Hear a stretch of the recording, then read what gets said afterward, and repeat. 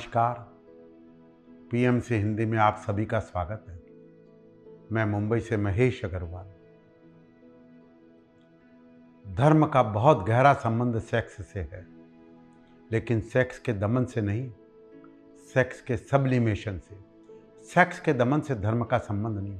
ब्रह्मचर्य सेक्स का विरोध नहीं, ब्रह्मचर्य सेक्स की शक्ति का उदात्तीकरण है। सेक्स की ही शक्ति ब्रह्म की शक्ति में परिवर्तित हो जाती है। वही शक्ति जो नीचे की तरफ बहती थी, अधोगामी थी, ऊपर की तरफ गतिमान हो जाती है। सेक्स ऊर्ध्वगामी हो जाए तो परमात्मा तक पहुंचने वाला बन जाता है, और अधोगामी हो तो संसार में ले जाने वाले का कारण होता है। यह प्रेम से परिवर्तन होगा। प्रेम करना सीखें। प्रेम करने का मतलब, प्रेम करना कैसे सीखें, आपको तभी पूरी तरह से समझ में आएगा। एक मित्र ने पूछा है, ये संत या साधु लोग मिलकर के एक टीम के रूप में काम क्यों नहीं करते? बहुत अच्छा है। संत लोग जिन्हें सत्य उपलब्ध हुआ है, एक साथ मिलजुल करके काम क्यों नहीं करते? संतों ने तो आज तक मिलजुल करके ही काम किया है। बल्कि यह भी कहूँगा कि केवल जीवित संतों ने ही मिलजुल करके काम किया है, ऐसा नहीं, बल्कि 2500 वर्ष पहले जो संत मर गए वे भी और उनके साथ आज काम करें जो आज जीवित है। ये केवल न समसामयिक रूप से कंटेम्प्रेरी संत साथ काम करते हैं, बल्कि ऐतिहासिक रूप से भी, ट्रेडिशनल रूप से भी संतों का काम एक साथ है। बुद्ध, महावीर, कृष्ण और क्राइस्ट के हाथ हैं जो भी संत आज काम कर रहे हैं। उनकी भी आवाज़ उनमें मिली जुली है। कोई भी आवाज़ की ताकत उसकी अकेले की नहीं, उन सारे लोगों की है जिन्होंने कभी उस तरह से किया होगा। लेकिन जो संत नहीं है वे जरूर कभी भी मिलकर के काम नहीं कर सकते। ऐसे बहुत से संत हैं जो संत नहीं हैं लेकिन हमको संत मालूम होते हैं। उस हालत में दुर्जन लोग मिलकर के काम कर सकते हैं, लेकिन तथाकथित साधु मिलकर के काम नहीं कर सकते। क्यों नहीं करते?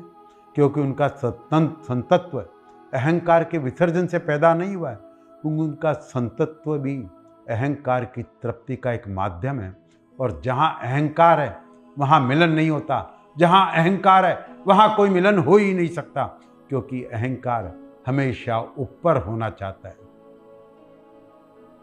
एक जगह बहुत सारे साधु संत आमंत्रित थे, बड़े बड़े साधु थे, और साधु संतों के साथ उस जगह के सारे बड़े बड़े लोग थे।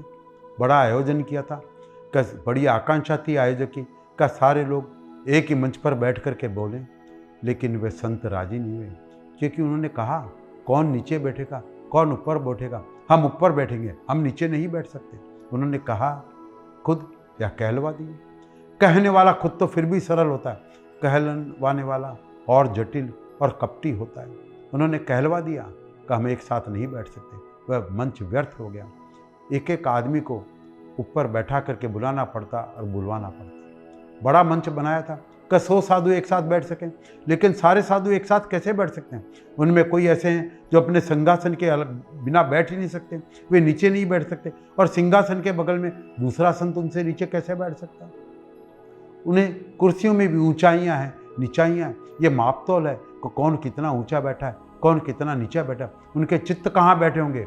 दो साधु इसीलिए आपस में नहीं मिल सकते। कब पहले कौन नमस्कार करेगा, पहले कौन हाथ जोड़ेगा? क्योंकि जो हाथ जोड़ेगा वह नीचे हो जाएगा।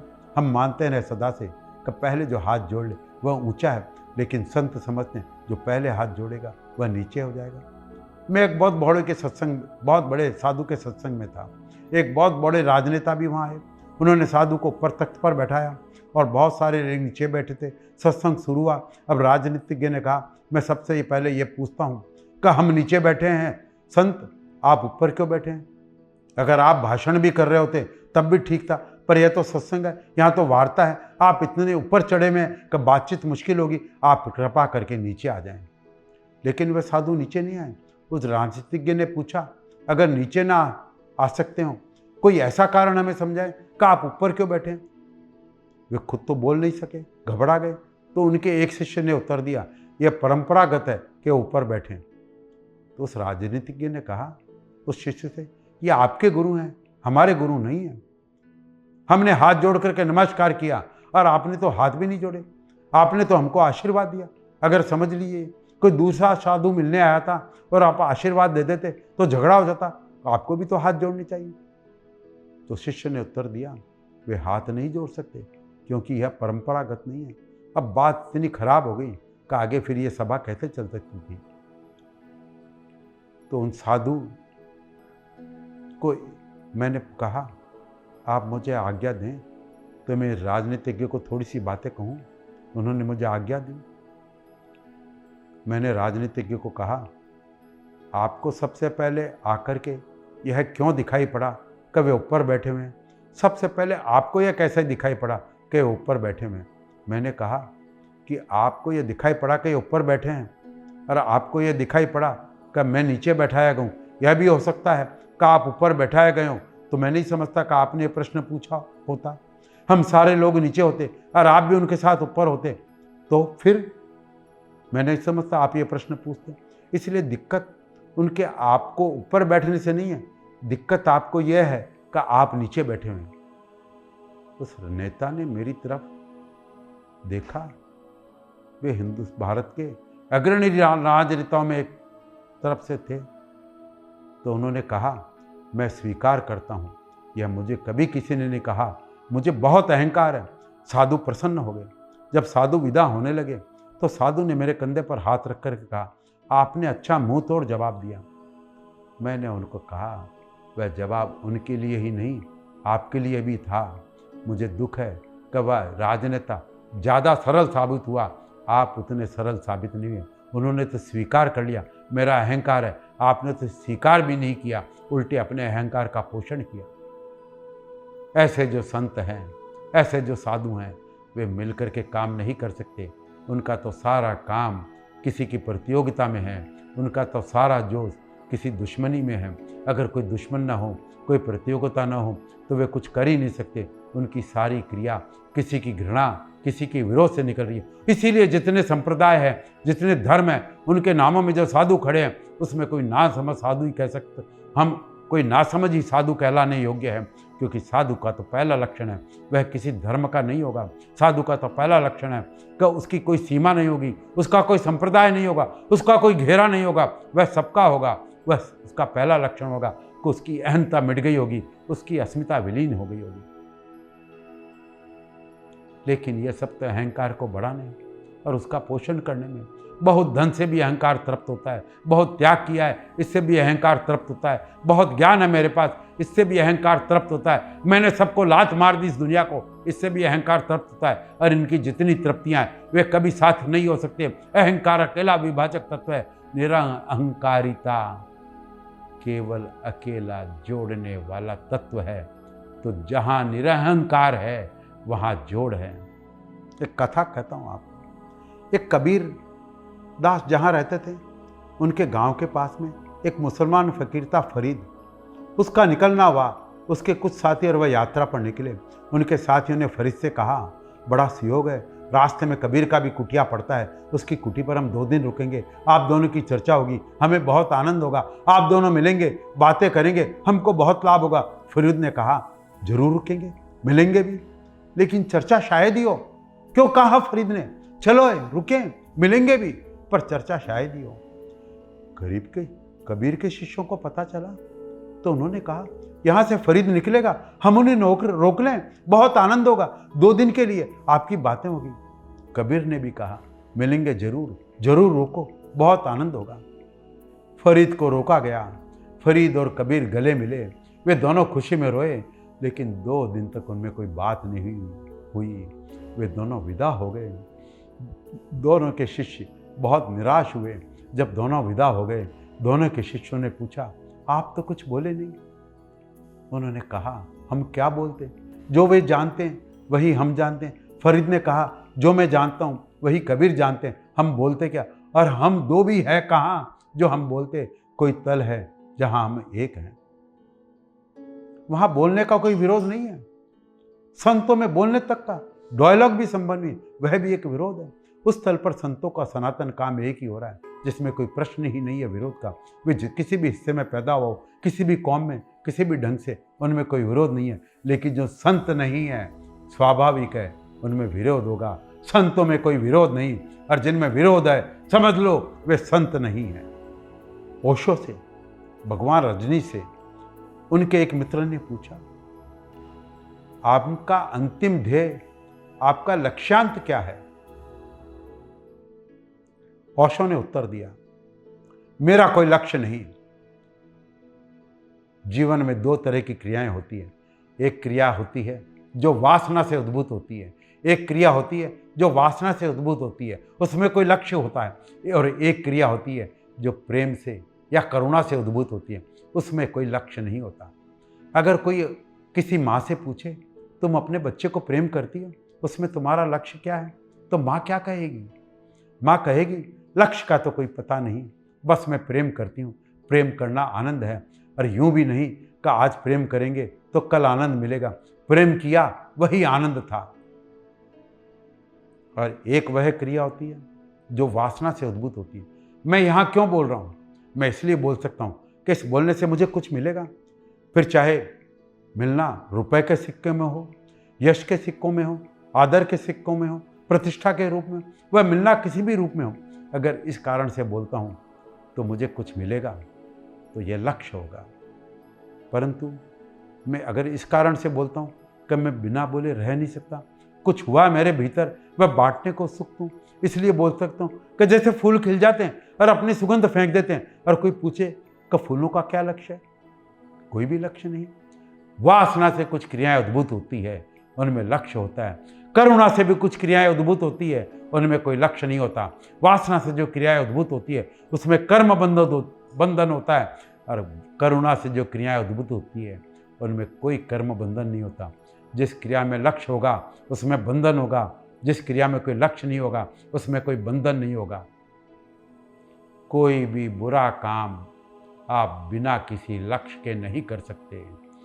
पाप में हमेशा लक्ष्य होता है, पुण्य में कोई लक्ष्य नहीं होता। और जिस पुण्य में लक्ष्य हो वह पाप का ही रूप है। पाप में हमेशा लक्ष्य होता है, बिना लक्ष्य के कोई पाप नहीं कर सकता, और लक्ष्य के रहते करने में भी मुश्किल में पड़ता है। बिना लक्ष्य के तो कुछ कर ही नहीं सकता। क्या मैं आपके बिना लक्ष्य के हत्या नहीं कर सकता हूँ? क्यों करूँगा? पाप बिना लक्ष्य के कभी नहीं हो सकता, क्योंकि पाप करुणा से कभी नहीं हो सकता।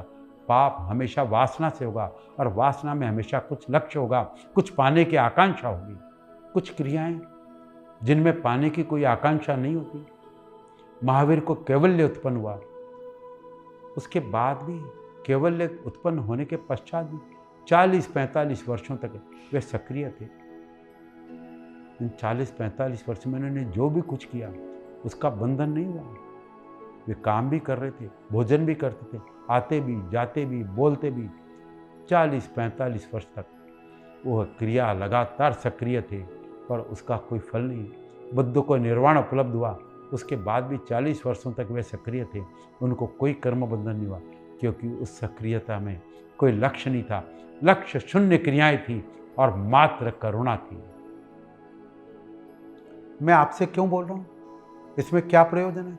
मुझे कोई प्रयोजन खोजने से नहीं मिलता। मुझे कुछ दिखाई पड़ रहा है, ये एक मजबूरी है जिसे कहे बिना नहीं रहा जा सकता, क्योंकि उसे बिना केवल कहे केवल वही रह सकता है जिसमें थोड़ी सी भी हिंसा शेष रह जाती है। आपके हाथ में एक सांप हो, मैं देखूं और आपसे बिना कुछ कहे रास्ते पर चला जाऊं कि मेरा क्या लक्ष्य है? तब यह तभी संभव है जब मेरे भीतर अति क्रूरता हो, अन्यथा मैं क्या कहूँगा आपको? यह सांप है, इसे छोड़ दें। अगर कोई मुझसे पूछे आप क्यों कह रहे हैं यह सांप है, इसे छोड़ दें, आपको क्या मतलब इसे?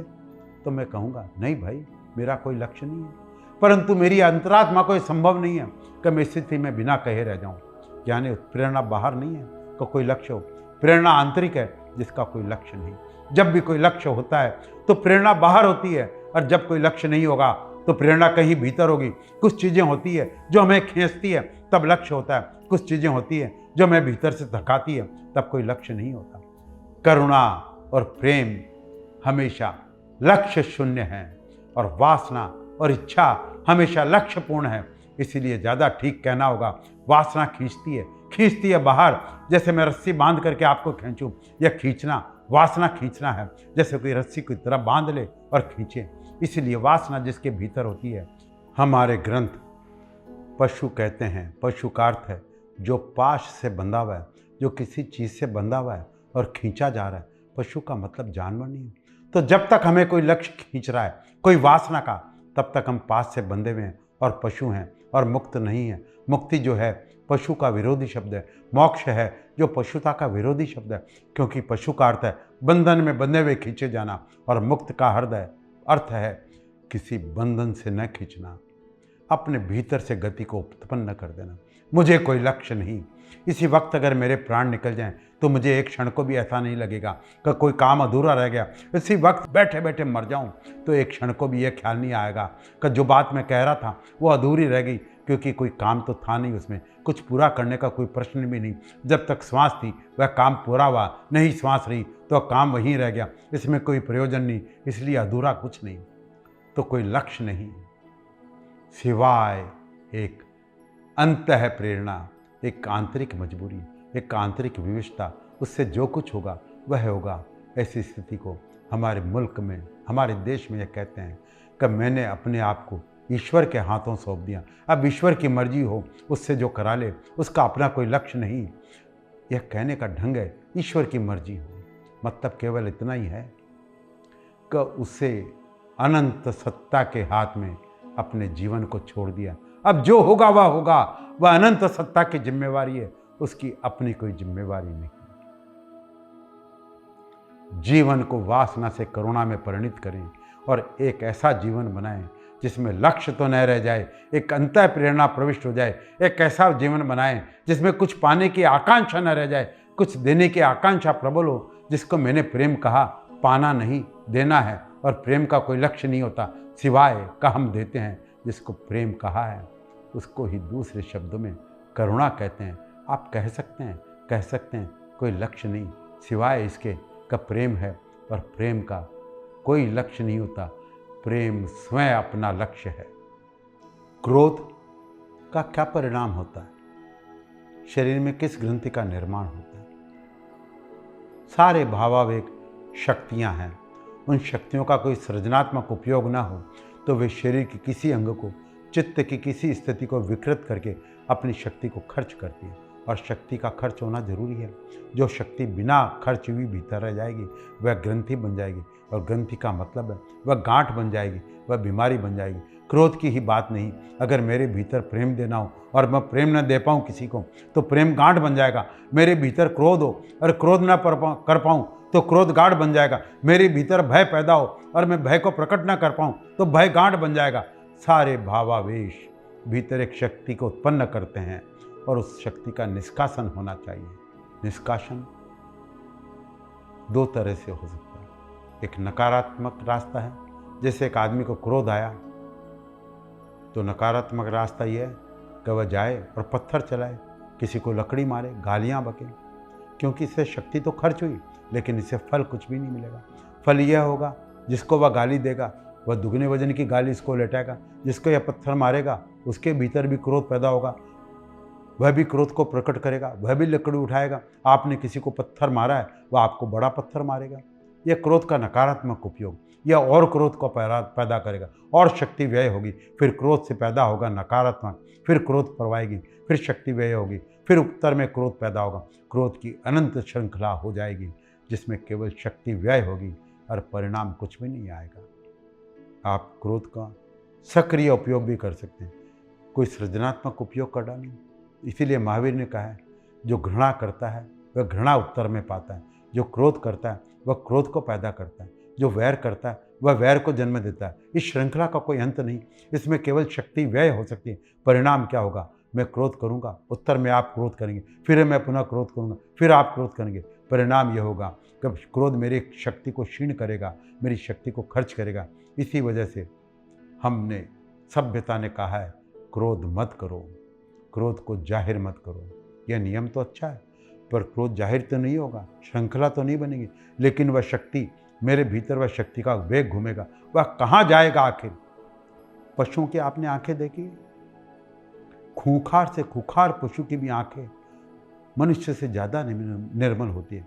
एक हिंसक पशु की आंख भी मनुष्य की आंख से ज़्यादा निर्मल होती है। क्यों? वहाँ कोई दमित वेग नहीं है। क्रोध आता है तो प्रकट करता है, चिल्लाता है, आवाज़ करता है, हमला करता है, निकाल देता है, वह सभ्य नहीं है। उसको जो होता है वह निकाल देता है। बच्चों की आंखों में निर्मलता होती है, उसका क्या कारण? जो होता है वह निकाल देते हैं। उनमें कोई ग्रंथियां पैदा नहीं होती। उनको क्रोध आता है तो वो क्रोध निकाल देते हैं। ईर्ष्या होती है तो ईर्ष्या निकाल देते हैं। अगर किसी बच्चे का खिलौना छीनना है तो वो उसको छीन लेते हैं। दमन नहीं है बच्चे के जीवन में, इसीलिए सरलता मालूम होती है। हमारे जीवन में दमन है, इसीलिए जटिलता शुरू हो जाती है। और ग्रंथि का क्या अर्थ है? कॉम्प्लेक्सिटी।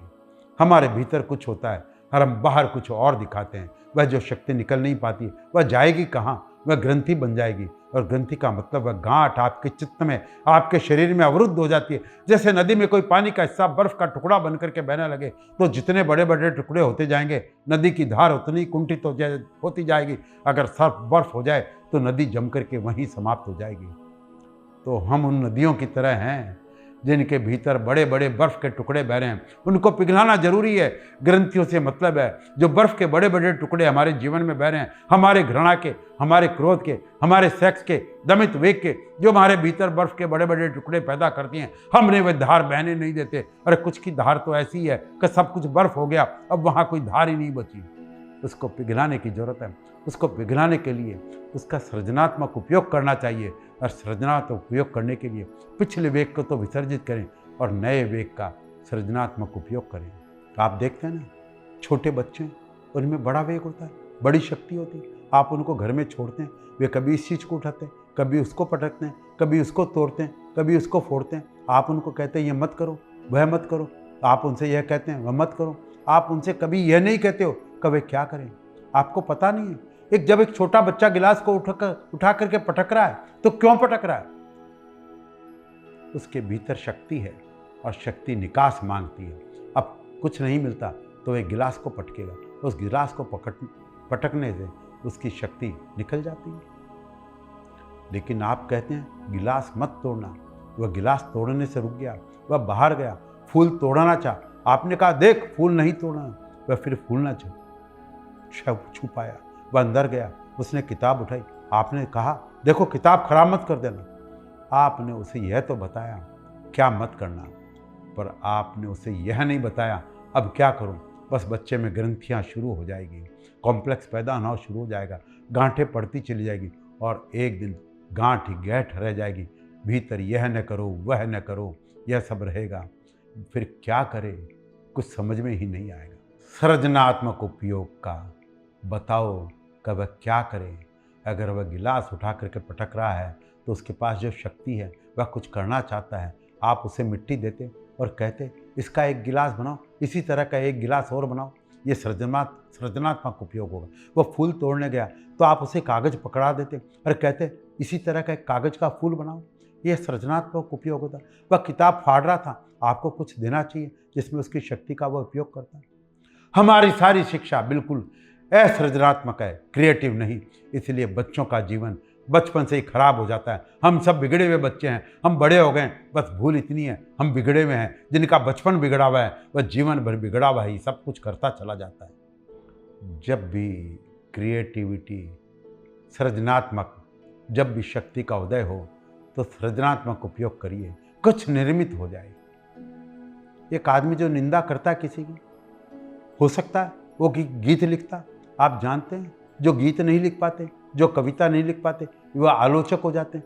शक्ति वही है, जो क्रिटिक्स है वे आलोचक हैं। शक्ति वही है जो गीत लिख सकती थी, जो कविता बना सकती थी, लेकिन उनका सृजनात्मक उपयोग नहीं किया। अब वे आलोचना कर रहे हैं, कौन गलत लिख रहा है, कौन क्या कर रहा है।